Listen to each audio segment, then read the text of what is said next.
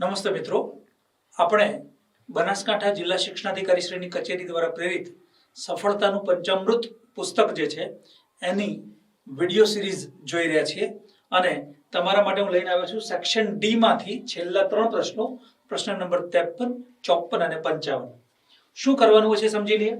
તો આ વિભાગ આમ જો તો એકદમ સરળ છે.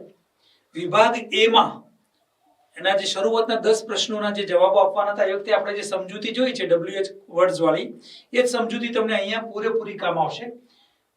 એક સેમ્પલ એક્ઝામ્પલ આપું. દાખલા તરીકે વ્યક્તિના નામની નીચે લીટી છે તો પ્રશ્ન હું થી શરૂ થશે, એટલે કે કર્તા સ્થાનની નીચે લીટી છે તો પ્રશ્ન હું થી શરૂ થશે. અને એવી જ રીતે બાકીના બધા શબ્દોની સમજૂતી સેક્શન એ માં જે રીતે આપેલી હતી વિડિયો 1 માં, એ જ પ્રમાણે અહીં પણ કામ આવશે.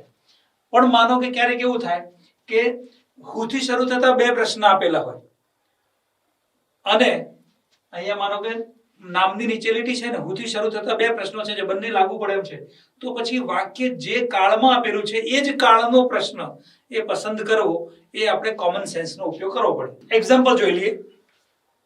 Council Goyal appeared confident and crisp. હવે નીચે પ્રશ્નો આપેલા છે, આમાં કાઉન્સિલ ગોયલ ને અંડરલાઈન છે.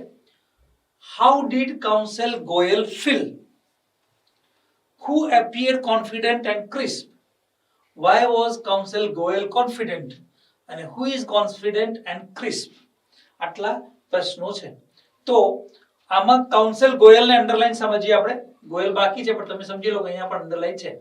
તો કર્તા સ્થાને અંડરલાઈન છે એટલે હું થી શરૂ થતા 2 પ્રશ્નો આમાં આપણને સ્વાભાવિક જવાબ લાગે.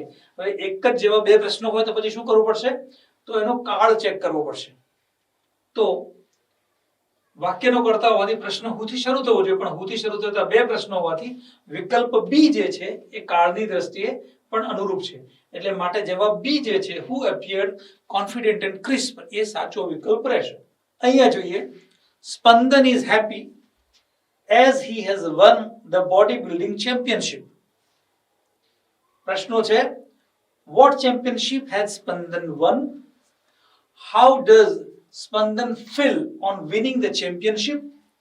Who is happy?